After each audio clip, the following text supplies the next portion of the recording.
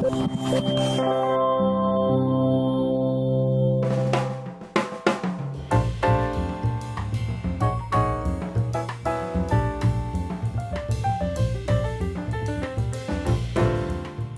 dia, boa tarde, boa noite, boa madrugada para os notívagos. Estamos na terça-feira, 16 horas e 4 minutos, horário Bom Retiro, 22 horas e 4 minutos em Tel Aviv, Jerusalém, Gaza. Onde você está, Samuel? Nunca sei onde você está. Você é o nosso judeu errante.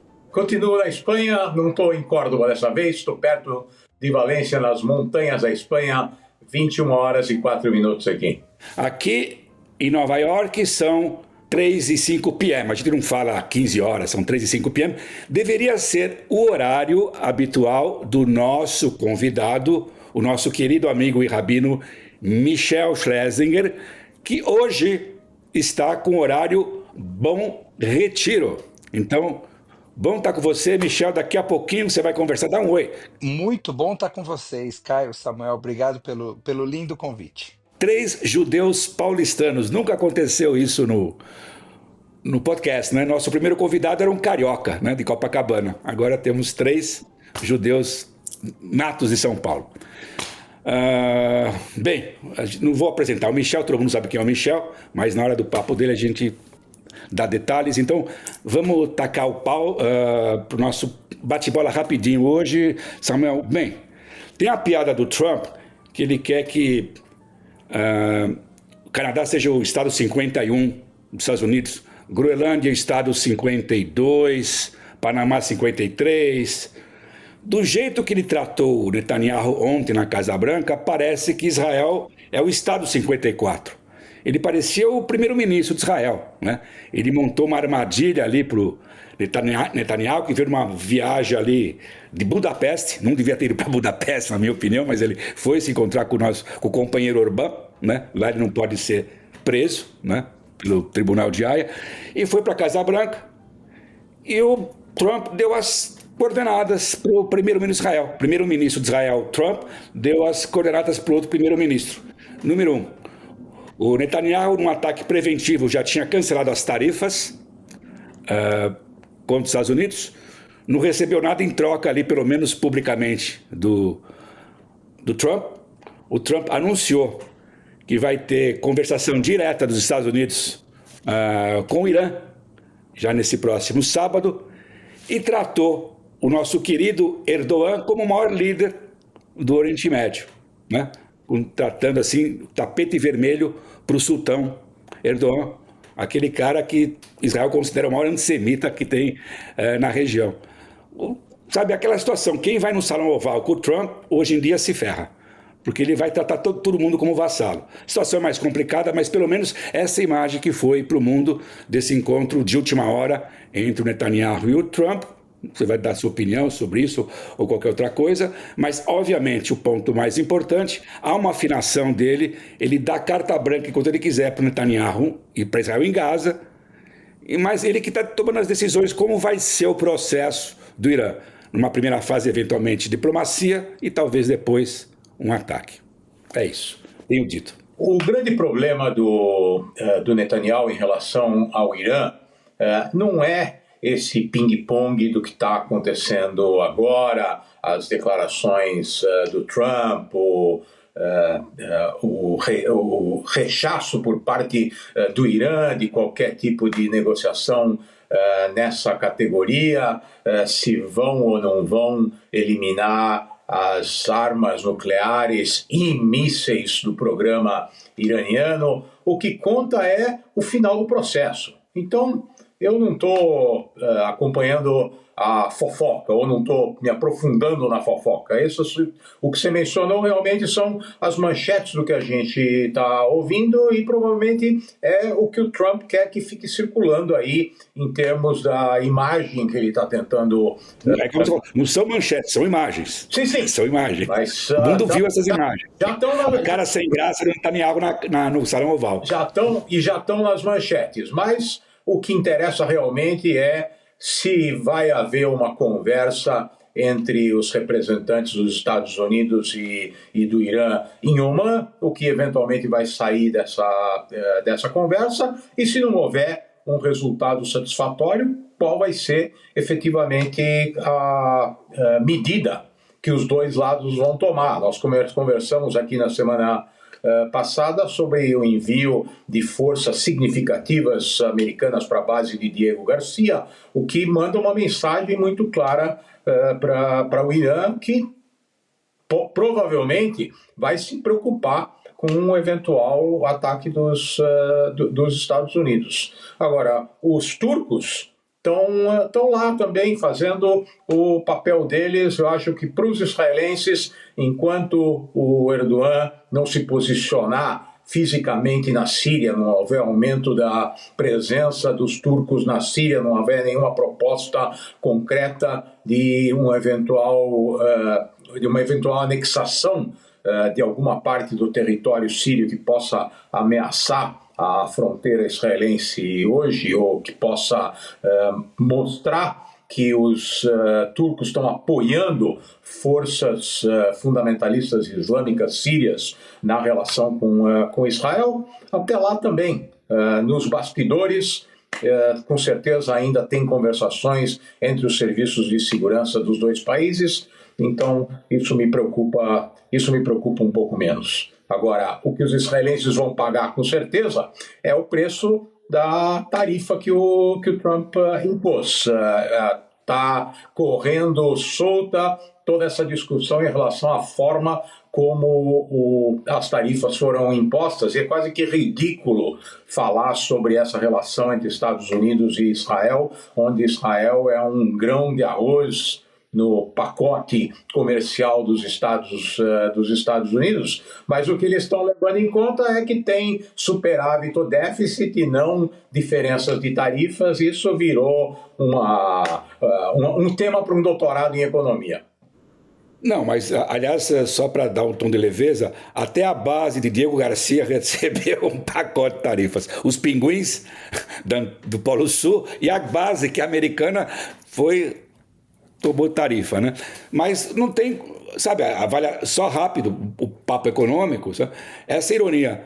Israel quer abraçar com sofreguidão os Estados Unidos, é o grande aliado, mas a avaliação econômica em Israel, em termos puramente econômicos, Israel tem que diversificar a sua economia, tem que se dar com a União Europeia, tem que se dar com a China, tem que se dar com a Europa, com o resto do mundo. Porque os americanos querem se isolar do mundo, se tornar uma grande Coreia do Norte, autossuficiente. Então, como você vai, sabe, tudo bem, é um grão, mas não é o reverso. A economia americana é muito importante para Israel e a aliança estratégica, obviamente. Mas o Trump não consegue conectar os pontos, né? Ele trata um país como aliado estratégico para algumas coisas e esse mesmo país é alvo de suas tarifas. Então, no mínimo, falta coerência. Escuta, Samuel,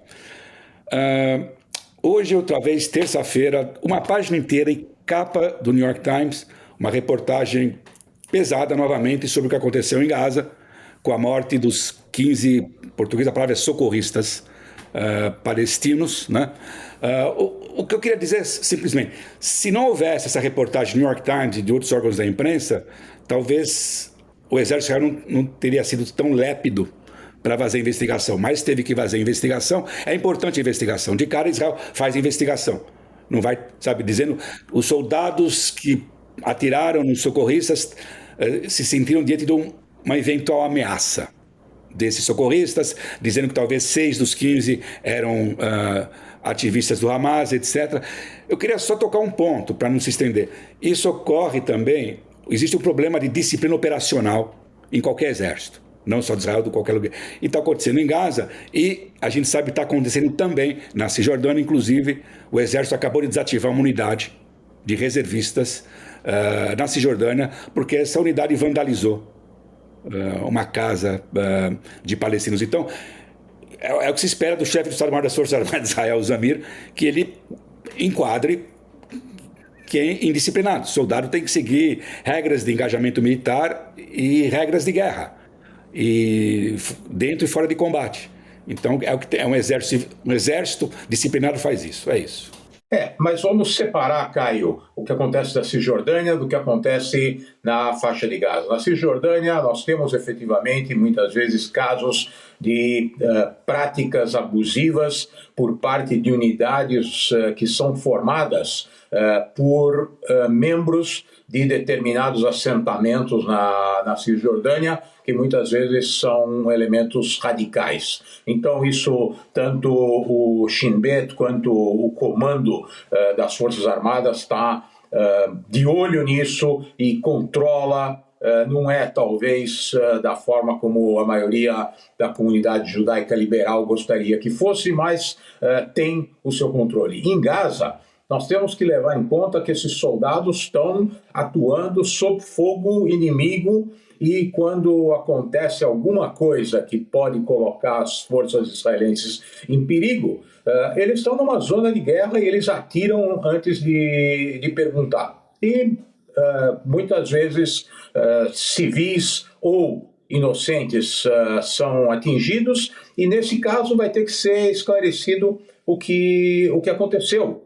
Primeiro, eles alegaram que era claramente um comboio que não podia ser identificado. Depois ficou claro que as ambulâncias estavam com as sirenes ligadas e as lanternas de emergência ligadas. Então, vai haver uma investigação, vai haver um esclarecimento. Agora, o grande problema é que Israel está atuando num ambiente em que professores, médicos, socorristas, etc., em muitos casos são membros do Hamas e durante o dia atuam na área civil e em outros horários funcionam como terroristas. Então, da mesma forma como o Hamas pode ser uma organização que cuida de uma parte da população palestina, mas não deixa por isso de ser uma organização terrorista, um professor que dá aula nas escolas da UNRWA e que em outros horários empunham um AK-47 e atira em soldados israelenses, esse professor é um terrorista, por mais que ele seja professor.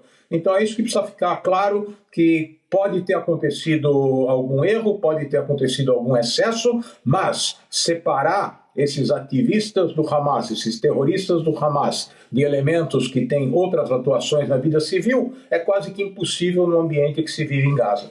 Então, só para acabar, o meu ponto é um só.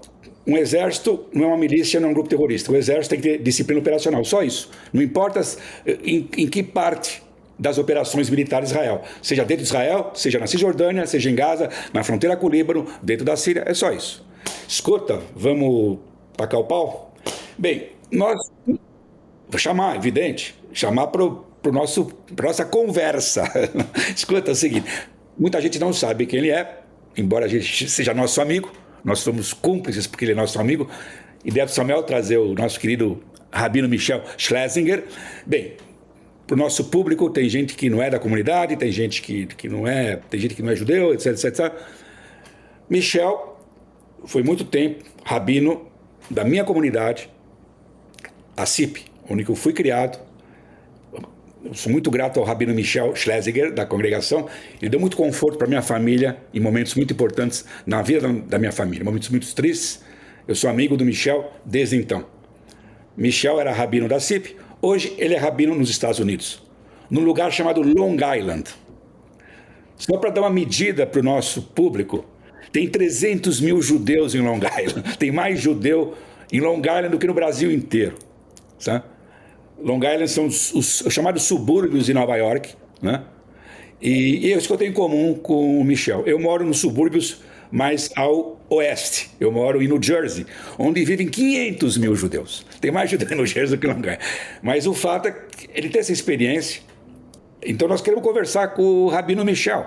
Era um rabino urbano, nascido em São Paulo, nos Jardins, em Higienópolis, e hoje é um rabino de subúrbio, né? Ele fez aliar para um lugar muito estranho, né? Então nós vamos conversar com o Michel.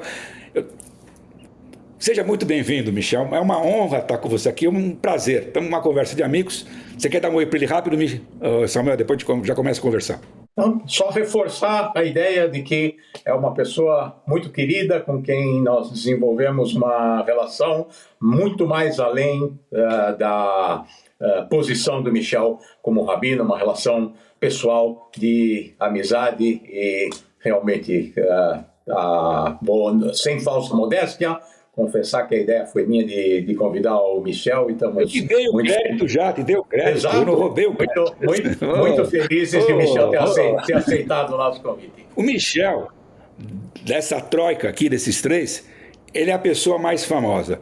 Mas eu também não roubo piada do Michel. Ele fez um comentário uma vez no almoço muito legal. Mas em Long Island, ele não é o brasileiro mais famoso. O brasileiro mais famoso em Long Island é o ex-deputado George Santos, aquele impostor. Você lembra? Que perdeu o mandato, que era um trambiqueiro. Então, o Michel é o segundo brasileiro mais famoso em Long Island depois do impostor. Michel, bem-vindo. Então, a primeira pergunta, assim, o que é ser rabino numa comunidade em Long Island? O que é a sua comunidade? Quem está lá? O que você faz lá? Por que você foi para lá? Bom, mais uma vez, Samuel, Caio, muito obrigado por me receberem aqui. Sinto que eu estou realmente com dois amigos. O Samuel já veio me visitar lá na sinagoga. O Caio está me devendo uma visita na sinagoga. A gente tentou marcar essa data algumas vezes, mas a gente vai chegar lá. Mas é muito bom estar com vocês aqui. Me sinto realmente honrado. Quando eu completei 7 anos de rabino da CIP, isso era em 2012, eu fui para Nova York por 3 meses, fazer um sabático. E visitei as sinagogas, e visitei a escola de formação de rabinos lá, o JTS, visitei muitos colegas e fiquei fascinado pelo que eu vi do judaísmo em Nova York. Aí eu fiz um segundo sabático quando eu completei 14 anos de rabino da CIP.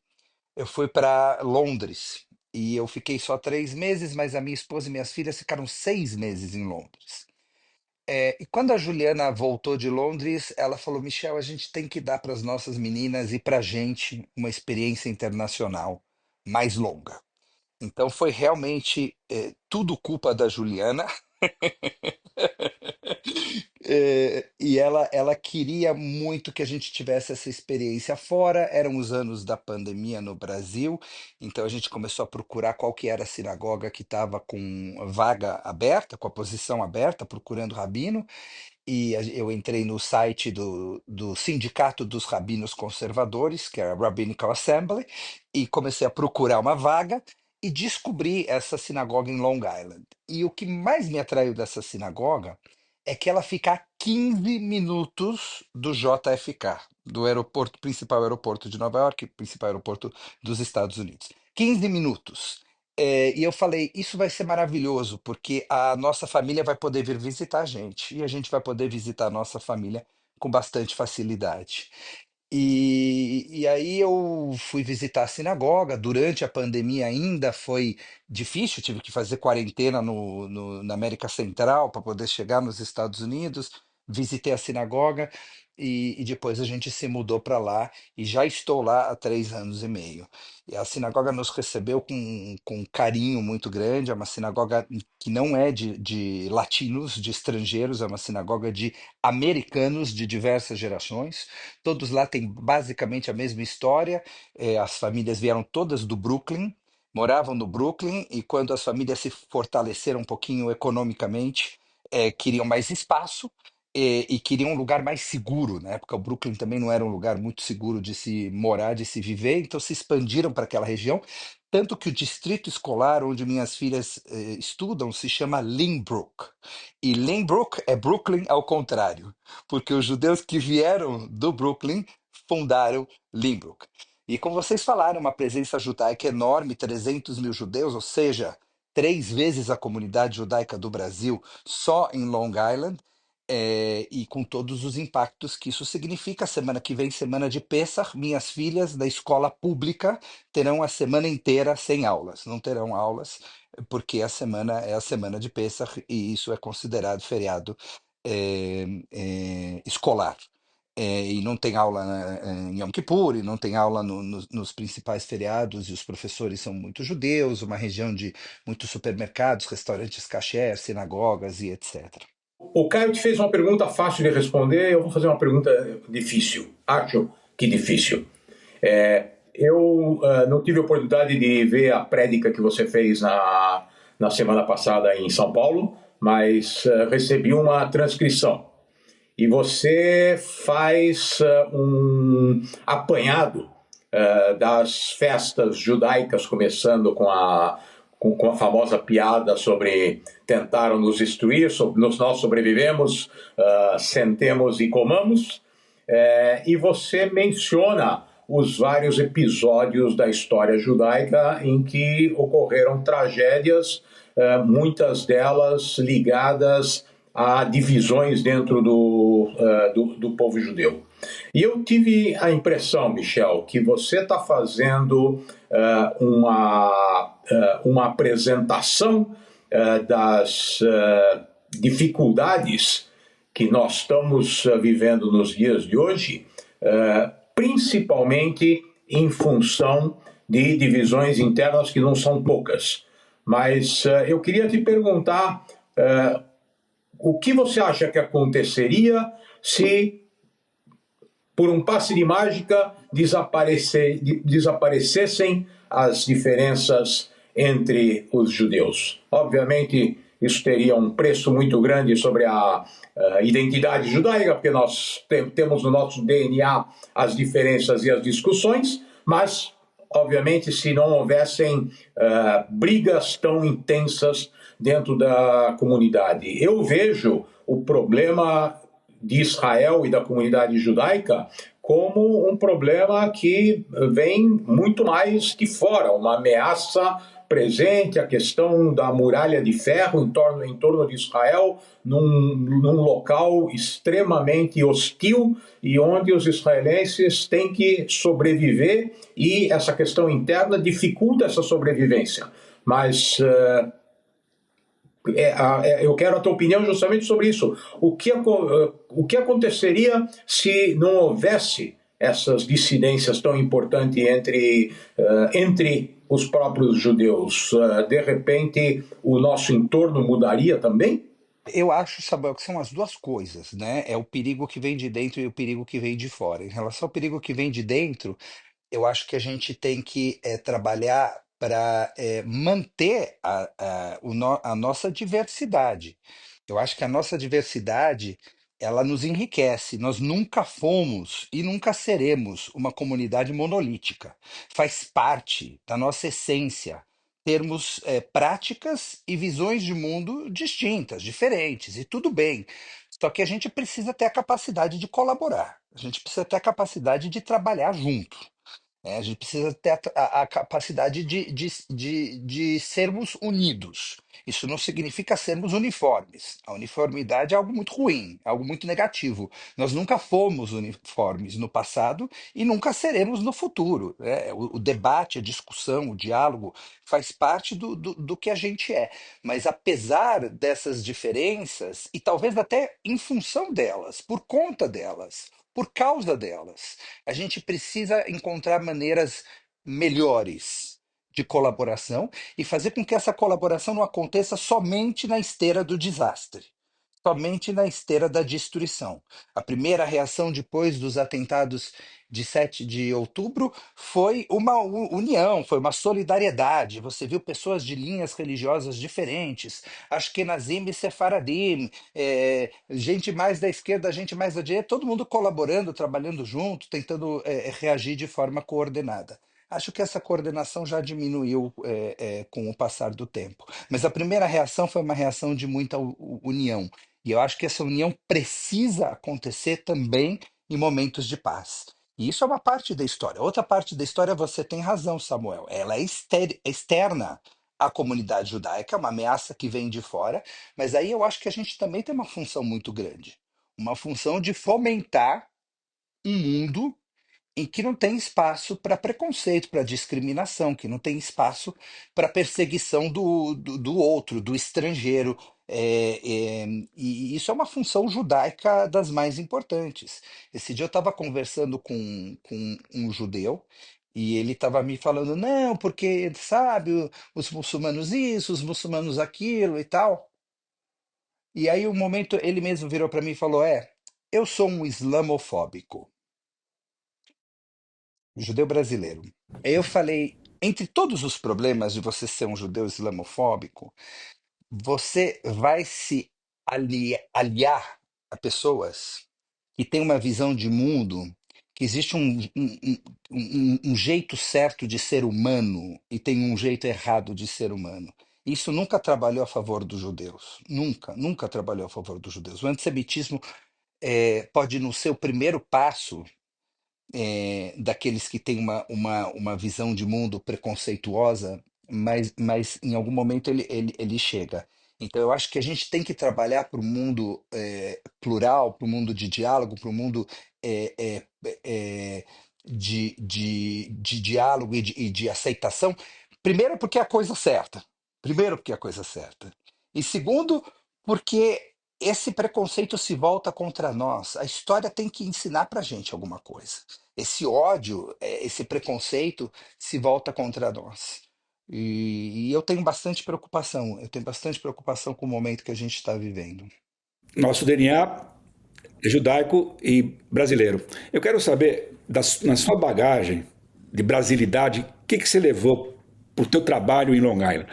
É importante você ser brasileiro, como você trabalha, como você vê aquela comunidade, como você se relaciona com os membros da congregação, ou não é importante? E como eles veem você? Essa comunidade é uma comunidade que eu dei sorte. Eu não sei se todas são assim, mas eles valorizam muito o fato de eu ser estrangeiro. Eles gostam muito. Eles perguntam muito das diferenças entre o judaísmo brasileiro e o judaísmo americano. Eles querem que eu ensine costumes diferentes. Eles querem que eu ensine melodias diferentes. Então, tem costumes, tradições que aqui eram super importantes e que lá elas são super residuais, super pequenininhas e vice-versa, né? Porque muito da nossa religião não é exatamente lei, não é alahá, é tradição, é costume. E um costume que numa determinada comunidade tem um tamanho enorme, gigantesco. Exemplo simples, básico. é, Quando eu entrei na CIP, a música no Shabat era algo absolutamente aceito. Sempre houve música no Shabat, na CIP, música instrumental no Shabat da CIP. Sempre existiu. Mas a CIP não era igualitária. As mulheres não eram chamadas à leitura da Torá, os homens e as mulheres não sentavam junto. Isso foi uma mudança da qual eu participei depois da minha entrada. Quando eu cheguei nessa comunidade, era o contrário. Era uma comunidade absolutamente igualitária, com participação total das mulheres, mas que não queria ter música instrumental no Tinha Shabbat. samba no pé, né? Então, Michel, quantas famílias tem nessa congregação? Dá o nome dela para os nossos ouvintes. A congregação se chama Hewlett East Rockaway Jewish Center. E tem esse nome porque fica entre essas duas pequenas cidades, entre a cidade de Hewlett. A cidade de Hewlett faz parte das chamadas Five Towns, que são 5 cidades bem judaicas na parte sul lá de Long Island, né, no chamado South Shore. E East Rockaway também é uma cidadezinha vizinha. Então é pela localização da sinagoga, já que existem muitas sinagogas conservadoras, reformistas, ortodoxas naquela região, as sinagogas acabam se dando nome pela sua localização geográfica. Hoje ela tem 315 famílias. Isso significa que quando a gente chega nas grandes festas, a gente tem aí um universo de 900 pessoas aproximadamente dentro da sinagoga. Ela tem um jardim da infância com 100 crianças, e esse jardim da infância é muito importante porque é ele que alimenta a sinagoga com famílias jovens, com novas famílias. As novas famílias que entram para a sinagoga vêm justamente do jardim da infância, que a gente acaba trabalhando e aproximando. Depois do Jardim da Infância vem a Sunday School, né? A Religious School, que acontece no domingo, também na terça-feira, e depois tem o Departamento de Juventude, depois tem toda a congregação. Quando eu cheguei lá, estava um momento difícil da comunidade, porque era justamente para o final da pandemia, e eles perderam muitos membros durante a pandemia, porque o pessoal não podia vir para a sinagoga, ficava em casa, e pararam de pertencer, pararam de participar. Mas desde que eu cheguei lá, a gente fez um trabalho forte de resgate dessas famílias e de aproximação de famílias novas. Então, a comunidade cresceu 65 famílias desde que eu entrei. Era uma comunidade que estava aí perto das 200 e tantas famílias, e hoje está com 315 famílias e está num momento de crescimento. O 7 de outubro teve um impacto. Claramente reaproximou muita gente da comunidade, gente que estava mais distante, mais afastada, gente que tem os filhos estudando nas universidades e estavam preocupados por isso, ou tem os netos estudando nas universidades e estão preocupados com antissemitismo dentro das universidades americanas, que estão preocupadas com Israel, e houve um engajamento muito grande depois dos ataques do Hamas. Quanta diferença existe entre as diversas comunidades aqui no Brasil? A gente está basicamente acostumado com a divisão entre reformistas e não reformistas. Aí nos Estados Unidos tem uma variedade muito maior. Quanto essa variedade se reflete na relação com Israel, com vínculo sionista? Eu digo que hoje tem três grupos dentro da comunidade judaica norte-americana e mundial, né? O primeiro grupo que só se importa com a dor dos palestinos, um segundo grupo que só se importa com a dor dos judeus, sejam eles israelenses ou judeus fora de Israel, vítimas do antissemitismo, e tem aqueles que tentam conjugar essas duas dores e falar: nós, como seres humanos, sentimos uma dor e sentimos a outra também. Eu acho que essa divisão, Samuel, ela não é necessariamente atrelada a uma divisão de correntes religiosas. Porque você vai ter, por exemplo, os ultra ortodoxos exatamente no mesmo acampamento daqueles reformistas ou ainda seculares que são antisionistas. Então, o antisionismo ele une a extrema esquerda com a extrema direita. Ou seja, você não necessariamente tem uma identificação entre linha religiosa e posicionamento com relação a Israel. Mas eu vejo essas três divisões hoje muito claras, e a pessoa começa a discursar e a gente imediatamente percebe se é uma pessoa que está realmente só sofrendo a dor do judeu, está sofrendo só a dor do palestino, ou está sofrendo a dor humana que existe tanto numa tragédia como noutra. Michel, esse é o segundo Pesach, segunda travessia, com reféns, com guerra em Gaza, guerra na Síria, guerra no Iêmen, talvez guerra no Irã, né? Essas divisões que você está apontando nas comunidades judaicas do mundo inteiro, né? Spoiler alert, o que você vai falar na sua prédica sexta-feira agora, na sua congregação? Você estava em São Paulo, eu acho super bacana a sua travessia. Sexta passada e hoje está em São Paulo, a sua cidade natal, mas no Pesach em si, na véspera e durante o Pesach, você vai estar na sua casa agora, que é em Long Island.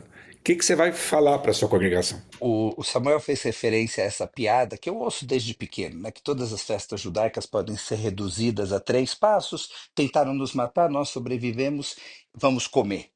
Mas recentemente eu parei de rir dessa piada, porque eu percebi que o 7 de outubro, um dia, vai entrar numa data no nosso calendário em que nós diremos: tentaram nos matar, nós sobrevivemos, então vamos comer. E eu me recuso a pensar que tudo que a gente pode fazer é ficar esperando a próxima tragédia. Isso não é engraçado. Isso não tem graça. Na verdade, é muito triste. Talvez a gente consiga rir porque a perseguição de Ahasverosh contra os judeus da Pérsia está tão distante do ponto de vista histórico. A mesma coisa em relação ao Nabucodonosor e a destruição do Templo de Jerusalém, ou até mesmo o Faraó e a escravidão do Egito. Mas espera aí, o Holocausto foi 2 semanas atrás e o 7 de outubro foi na semana passada. E tudo isso um dia vai virar.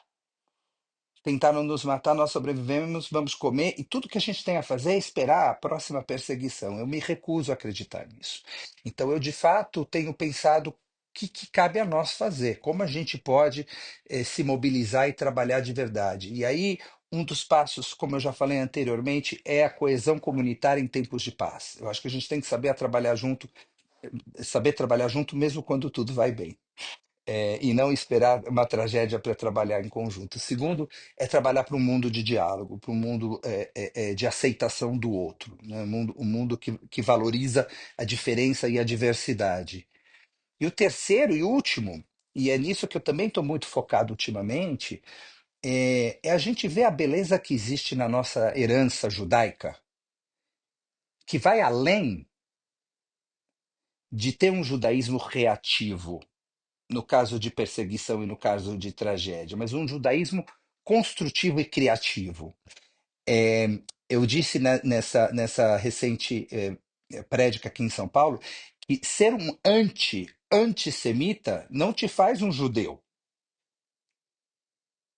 Não é suficiente você combater o antissemitismo. Você precisa ver a riqueza e a beleza que existe na nossa tradição eh, e você tem inúmeros caminhos para fazer isso. Você pode e abraçar a literatura judaica, você pode abraçar o teatro, você pode abraçar a música, você pode abraçar a língua hebraica, você pode abraçar a relação com Israel e também a tradição e também a religião. Tem tantos caminhos maravilhosos para você se conectar de forma sofisticada, de forma profunda com essa herança judaica, que eu acho que é muito pobre se todo o nosso judaísmo for calcado numa reação aos antissemitas, né? Vamos ser definidos pelo que a gente acredita que a gente é e não pelo que os outros dizem que a gente é. Fazendo mais uma provocação em relação ao tema da tua prédica e a essas divisões dentro da comunidade judaica, quanto o novo governo Trump afetou a tua comunidade em termos de posicionamento em relação ao governo? A minha comunidade é uma comunidade democrata, embora Long Island tenha uma votação republicana mais significativa do que Manhattan, por exemplo. A minha comunidade ela é basicamente democrata, mas essa relação nas últimas eleições a gente sabe mudou um pouco, quer dizer, aumentou o número de judeus que vota para o partido republicano e diminui um pouquinho o número de judeus que vota para o Partido Democrata.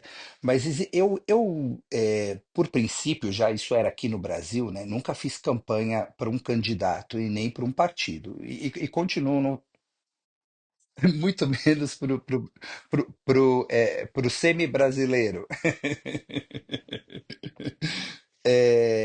Brasileiro, judeu, sobrevivente do Holocausto, era tudo junto lá.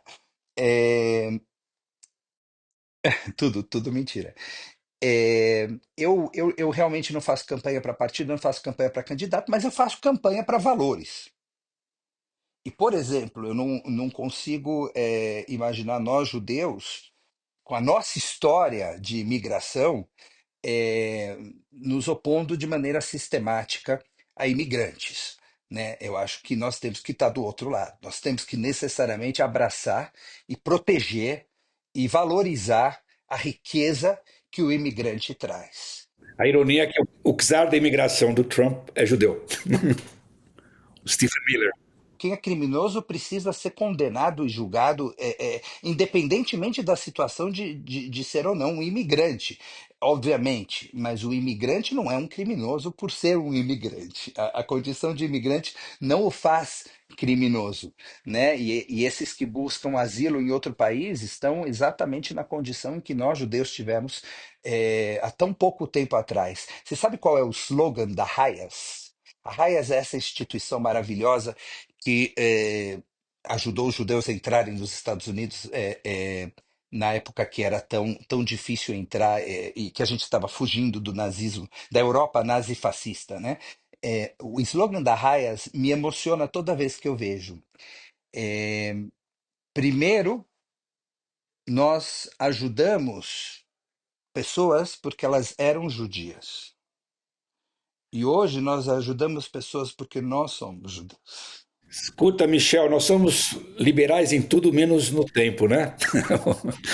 Eu e o Samuel, eu sou o fiscal. O Samuel fica com essa gosta de papiar, sempre cabe a mim. Eu sou o bad boy aqui, né? O bad guy, que tem que falar, eu sou fiscal do tempo, né?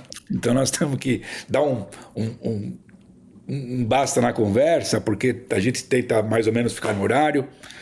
Escuta, Hak Pesach Sameach, sabe? Você foi o convidado perfeito para essa semana. Eu adorei conversar com vocês, obrigado. E uma última palavra sobre Pessah. Quando a Torá manda a gente contar a história da saída do Egito, a Torá não fala qual que é o texto que a gente tem que usar. A Agadá que a gente usa nasceu muito depois. O texto que a gente usa é uma composição de vários textos, alguns deles são bíblicos, mas muitos são rabínicos e que surgiram mais tarde. E a ideia da Torá de não fixar um texto é que não faz sentido falar em liberdade se você não trouxer as questões e os desafios contemporâneos de cada geração para a mesa do Seder. A mesa do Seder está completa somente se os participantes tiverem coragem de trazer para ela os desafios de hoje. O que significa, hoje, no século XXI, atravessar o Mar Vermelho. E essa mesa de Pesach vai ter 58 lugares vazios até os reféns. Acho que 59, né? Há 18 meses já, que é uma loucura. Obrigado, Michel. Obrigado, nos vemos em Long Island, Michel. Um abraço grande, Hak Sameach. Hak Sameach. Bom retiro e mau retiro.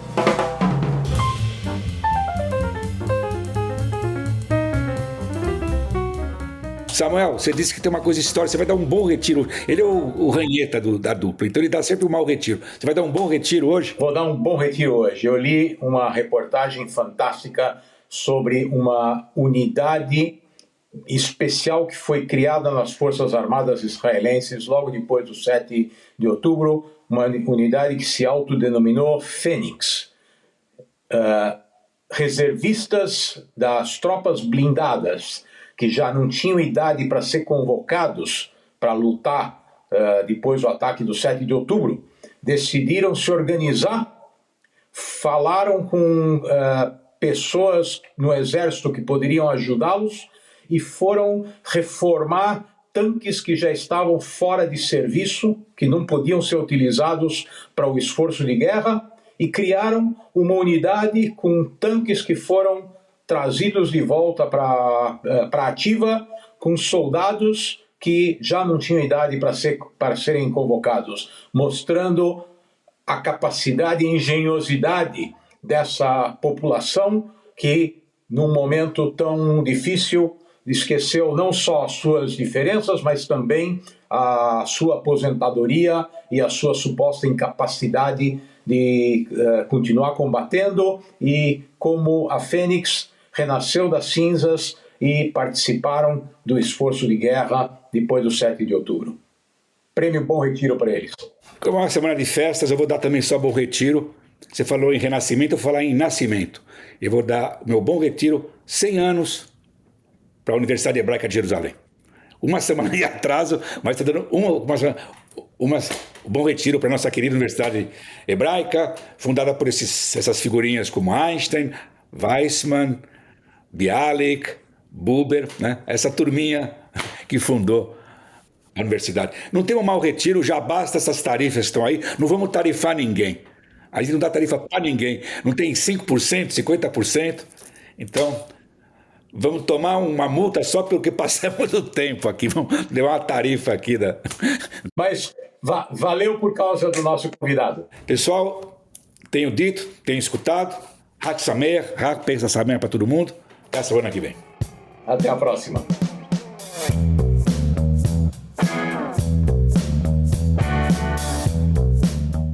O podcast Levante é uma produção da Stand With Us Brasil.